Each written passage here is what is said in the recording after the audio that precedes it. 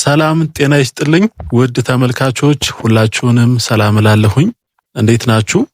በክፍል 1 ቪዲዮ የማቴዎስ ወንጌል ምዕራፍ 1ና 2ን በአጭሩ ለማጥናት ሞክረናል። በዚህ በክፍል 2 የማቴዎስ ወንጌል ምዕራፍ 3ና 4ን በአጭሩ ለማጥናት እንሞክራለን። እስከ መጨረሻው ድረስ እንድታዳምጡት በአክብሮት እጋብዛችኋለሁ። የማቴዎስ ወንጌል ምዕራፍ 3 በአጠቃላይ 17 ቁጥሮች ያሉት ሲሆን የማቴዎስ ወንጌል ምዕራፍ 4 ደግሞ 25 ቁጥሮች አሉት።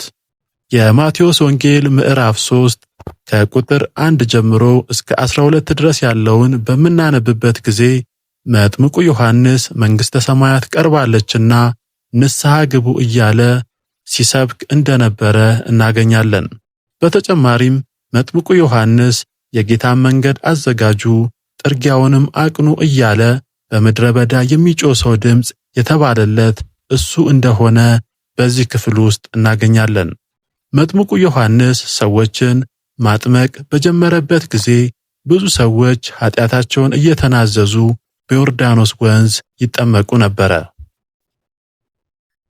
ፈሪሳውያንና ሰዱቃውያን ለመጠመቅ ወደ እርሱ ሲመጡ መጥምቁ ዮሐንስ እናንተ የእባብ ልጆች ከሚመጣው ቁጣ እንድትሸሹ ማን አሳያችሁ ብሎ ይነግራቸው ነበረ።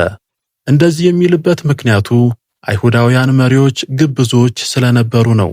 በውጪ ሃይማኖተኞች ይመስላሉ፣ በውስጣቸው ግን ሃይማኖተኞች አልነበሩም። በከንፈራቸው እግዚአብሔርን ያከብሩ ነበረ፣ ነገር ግን ከልባቸው አልነበረም።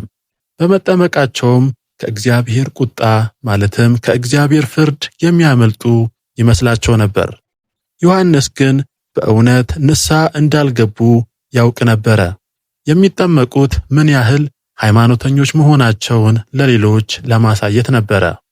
የዮሐንስ ጥምቀት የኃጢአት ይቅርታ ለማግኘት ንስሐ ገብተው እንዲጠመቁ ነበር። ንስሐ ማለት በኃጢአት ማዘንና መጸጸት ብቻ ሳይሆን ከኃጢአትም መመለስ ነው።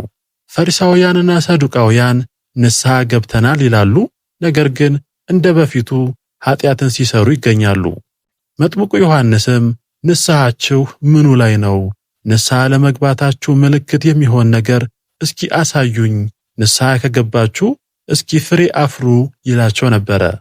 መጥምቁ ዮሐንስ እኔስ ለንስሐ በውሃ አጠምቃችኋለሁ፣ ከኔ በኋላ የሚመጣው ግን ከኔ ይልቅ ይበረታል፣ እሱ በመንፈስ ቅዱስ በእሳትም ያጠምቃችኋል፣ እርሱ ከኔ ይበልጣል በማለት ስለ ኢየሱስ ክርስቶስ ይነግራቸው ነበረ። ኢየሱስ ክርስቶስ አዳኝ ብቻ ሳይሆን ፈራጅም እንደሆነ፣ ስንዴውን ከገለባው እንደሚለይ፣ ጻድቃን የሆኑትን እንደሚሾም፣ ግብዞች የሆኑትን ደግሞ እንደሚቀጣቸው በምሳሌ ያስተምራቸው ነበረ። የማቴዎስ ወንጌል ምዕራፍ 3 ከቁጥር 13 ጀምሮ እስከ 17 ያለውን በምናነብበት ጊዜ ስለ ኢየሱስ ክርስቶስ ጥምቀት እናገኛለን። ኢየሱስ ክርስቶስ ከገሊላ ወደ ዮርዳኖስ እንደመጣ እንዲሁም እንደተጠመቀ በዚህ ክፍል ውስጥ እናነባለን። ኢየሱስ ክርስቶስ ከተጠመቀ በኋላ የተፈጠሩ 3 ነገሮች አሉ። እነዚህም ምንድናቸው? አንደኛው ሰማያት ተከፈቱ። ሁለተኛው የእግዚአብሔር መንፈስ እንደ እርግብ ሲወርድ በእሱ ላይም ሲመጣ አየ።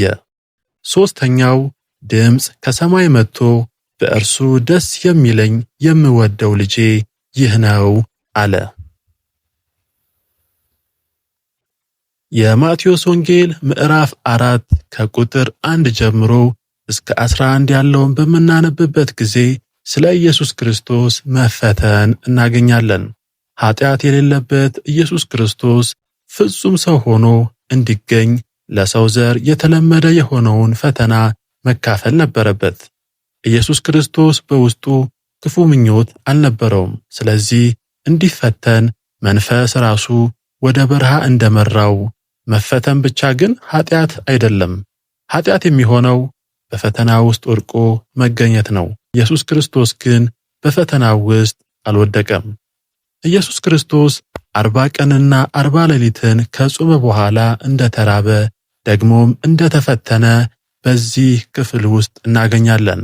የመጀመሪያው ፈተና የእግዚአብሔር ልጅ ከሆንክ እነዚህ ድንጋዮች እንጀራ እንዲሆኑ በል እንዳለው ነው። ኢየሱስ ክርስቶስም ሰው ከእግዚአብሔር አፍ በሚወጣ ቃል ሁሉ እንጂ እንጀራ ብቻ አይኖርም ተብሎ ተጽፏል በማለት መለሰለት። ሁለተኛው ፈተና ወደ ቅድስት ከተማ ወስዶ በመቅደሱ ጫፍ ላይ አቁሞ መላእክቱን ስለ አንተ ያዝልሃል፣ እግርህንም በድንጋይ እንዳትሰናከል በእጃቸው ያነሱሃል ተብሎ ተጽፏልና የእግዚአብሔር ልጅ ከሆንክ ወደ ታች ራስን ወርውር እንዳለው እናገኛለን። ኢየሱስ ክርስቶስም ጌታ አምላክህን አትፈታተን ተብሎ ተጽፏል ብሎ እንደመለሰለት እናገኛለን።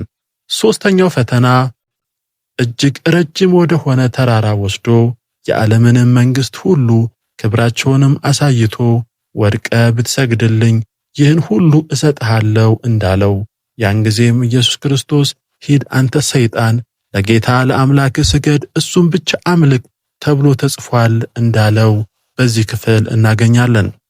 በተጨማሪም በዚህ በምዕራፍ 4 ላይ በምናነብበት ጊዜ የምናገኘው መላእክት ቀርበው ኢየሱስ ክርስቶስን ያገለግሉት እንደነበረ፣ በጨለማ የተቀመጡ ሕዝቦች ታላቅ ብርሃንን እንዳዩ፣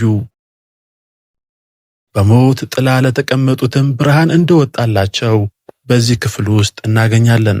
በመጨረሻም ኢየሱስ ክርስቶስ መንግሥተ ሰማያት ቀርባለችና ንስሐ ግቡ እያለ ለሰዎች እየሰበከ ለሰዎችን እያስተማረ እንደቀጠለ በዚህ ክፍል እናገኛለን። በአጠቃላይ የማቴዎስ ወንጌል ምዕራፍ 3ና 4ን በምናነብበት ጊዜ የመጥምቁ ዮሐንስን ስብከት እናገኛለን። በተጨማሪም የኢየሱስ ክርስቶስን ጥምቀት እናገኛለን። ሌላው ይህንን ክፍል በምናነብበት ጊዜ የምናገኘው ስለ ኢየሱስ ክርስቶስ መፈተን በዚህ ክፍል እናገኛለን።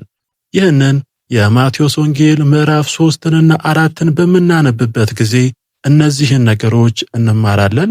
እናንተም በያላችሁበት ቦታ ሆናችሁ የማቴዎስ ወንጌል ምዕራፍ 3ና 4ን በምታነቡበት ጊዜ ያልገባችሁ ጥያቄ የሆነባችሁ ነገር ካለ ኮሜንት ላይ አስቀምጡልኝ። እርስ በርስ መማማር እንችላለን። እስከ መጨረሻው ድረስ ስላዳመጣችሁት አመሰግናለሁኝ። በሚቀጥለው ክፍል 3 ላይ የማቴዎስ ወንጌል ምዕራፍ 5 በኋላ ያሉትን በአጭሩ ለማጥናት እንሞክራለን። እስከ መጨረሻው ድረስ ስላዳመጣችሁት አመሰግናለሁኝ።